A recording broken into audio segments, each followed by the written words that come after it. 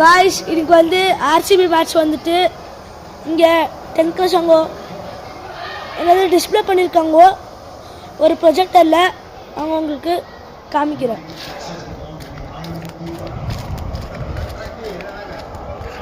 Guys இருட்டாக இருக்குது guys.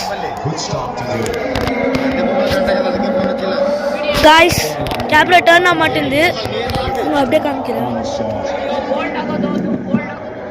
ये दोस्त के अंदर पटकने probably try and chase you इन्हें पता होना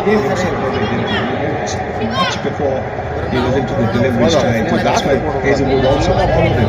சின்னதா இது ஸ்டாப் ஆயிடும். It makes sense because if you take width on the leg side, so opening up the offside, you know what point there's a boundary there.